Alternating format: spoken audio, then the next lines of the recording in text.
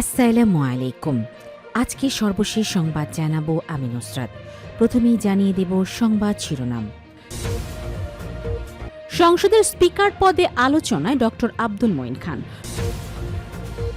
অন্তর্বর্তী সরকারের আমলে কেন রাষ্ট্রপতিকে রক্ষায় অনড় ছিল বিএনপি।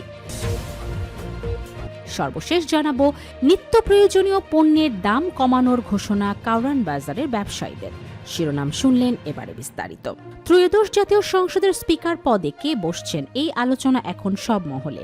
সংসদের প্রথম অধিবেশন বসছে আগামী 12 মার্চ। এই অধিবেশনে স্পিকার ও ডেপুটি স্পিকার নির্বাচন করা হবে। বিএনপি সূত্র ও মন্ত্রিপরিষদ বিভাগ সূত্রে জানা গেছে, স্পিকার পদে এখন পর্যন্ত বিএনপির স্থায়ী কমিটির সদস্য ডক্টর আব্দুল মঈন খানের সম্ভাবনা সবচেয়ে বেশি। ইতোমধ্যেই বিভিন্ন মহলে এমন খবর ছড়িয়েছে। মন্ত্রিপরিষদ বিভাগের একজন ঊর্ধ্বতন কর্মকর্তা গণমাধ্যমকে বলেন, মন্ত্রিপরিষদ বিভাগে মঈন খানের স্পিকার হওয়ার বিষয়টি আলোচনা হচ্ছে। অনেকটা নিশ্চিত তিনি পরবর্তী স্পিকার হচ্ছেন। মৌখিকভাবে মঈন খানের নাম কর্মকর্তাদের কাছে আলোচিত হচ্ছে। এছাড়া ডেপুটি স্পিকার পদে 3 জন এবং সরকার দলীয় চিফ হুইপ পদে 2 জনের নাম শোনা যাচ্ছে। ত্রয়োদশ জাতীয় নির্বাচনে নিরঙ্কুশ জয়ের পর গত 17 ফেব্রুয়ারি দলীয় চেয়ারম্যান তারেক রহমানের নেতৃত্বে সরকার গঠন করেছে বিএনপি। প্রধানমন্ত্রী তারেক রহমানের নেতৃত্বে গঠিত মন্ত্রিসভায় স্থান পেয়েছেন 25 জন মন্ত্রী এবং 24 জন প্রতিমন্ত্রী। এছাড়া উপদেষ্টা পদে নিয়োগ দেওয়া হয়েছে বিএনপির সঙ্গে সংশ্লিষ্ট 10 জনকে। এরপর থেকে আলোচনায় উঠেছে কে হচ্ছেন স্পিকার, ডেপুটি স্পিকার এবং চিফ হুইপ।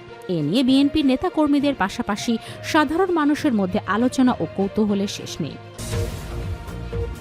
অন্তর্বর্তী সরকারের আমলে কেন রাষ্ট্রপতিকে রক্ষায় অনড় ছিল বিএনপি। বাংলাদেশে 2024 সালের আগস্টে শেখ হাসিনা সরকারের পতনের পর প্রশাসন থেকে শুরু করে বিচার বিভাগ সবখানেই বড় পরিবর্তন আসে। পদত্যাগ করেন তৎকালীন প্রধান বিচারপতি, সংসদের স্পিকার শিরিন শারমিন চৌধুরী ও পরে সরে দাঁড়ান। এমন পরিস্থিতিতে আওয়ামী লীগ মনোনীত রাষ্ট্রপতি মোহাম্মদ শাহাবুদ্দিন কিভাবে পদে বহাল থাকবেন তা নিয়ে রাজনৈতিক মহলে কৌতূহল তৈরি হয়। অন্তর্বর্তী সরকারের সময় কমপক্ষে 2 দফা বঙ্গভবন ঘেরাও ও রাষ্ট্রপতির অপসারণের দাবিতে চাপ সৃষ্টি হলেও তিনি দায়িত্বে বহাল থাকেন। সর্বশেষ জাতীয় সংসদ নির্বাচনের পর তিনি নতুন সরকারের প্রধানমন্ত্রীকেও শপথ পড়ান।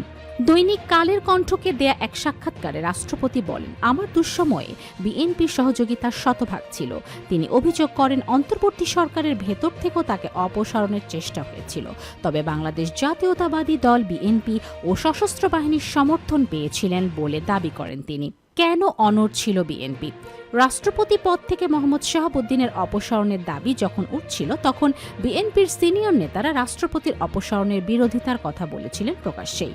তখন তারা এর পক্ষে রাজনৈতিক স্থিতিশীলতা নষ্ট হতে পারে, সাংবিধানিক সংকট হতে পারে কিংবা নির্বাচন বাধাগ্রস্ত হতে পারে, এমন কিছু যেন না হয় সেই যুক্তি তুলে ধরেছিলেন। নিত্য প্রয়োজনীয় পণ্যের দাম কমানোর ঘোষণা কারওয়ান বাজারের ব্যবসায়ীদের। রমজান মাসে নিত্য প্রয়োজনীয় বেশ কিছু পণ্যের দাম কমানোর ঘোষণা দিয়েছেন কারওয়ান বাজারের ব্যবসায়ীরা। প্রতি পিস লেবু 2 টাকা, তেল প্রতি লিটারে 1 টাকা, চিনি প্রতি কেজি 1 টাকা, ছোলা 2 টাকা, ট্যাং 200 গ্রাম প্যাকেটে 5 টাকা, মাংস প্রতি কেজি 30 টাকা এবং মিনিকেট চালের দাম প্রতি কেজি 1 টাকা কমিয়ে বিক্রির ঘোষণা দেন ব্যবসায়ীরা। সোমবার 23 ফেব্রুয়ারি কারওয়ান বাজারের কিচেন মার্কেটে ইসলামিয়া শান্তি সমিতির আয়োজনে এক সংবাদ সম্মেলনে এই ঘোষণা দেয়া হয়। এ সময় সেখানে উপস্থিত ছিলেন ঢাকা 12 আসনের সংসদ সদস্য সাইফুল আলম মিলন। এ সময় তিনি বলেন, আমরা সব ব্যবসায়ীদের সঙ্গে কথা বলে এই দাম কমিয়েছি, কারো উপর চাপিয়ে দিতে চাইনি। রমজানের দায়িত্ববোধ ও নৈতিকতা থেকে লাভের অংশ থেকে তারা এই ছাড় দিয়েছেন।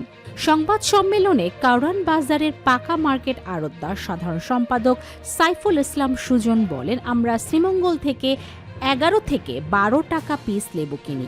সেটা কারওয়ান বাজারে এনে 5 ক্যাটাগরিতে আলাদা করে বিক্রি হয়। কিছু লেবু 3 থেকে 4 টাকা বিক্রি হয়, আবার ভালো লেবুর দাম 17 টাকাও বিক্রি হয়। আমরা এখন থেকে প্রতি লেবুতে 2 টাকা কমিয়ে দেব, অর্থাৎ যে লেবুর দাম 17 টাকা ছিল সেটা 15 টাকায় বিক্রি হবে।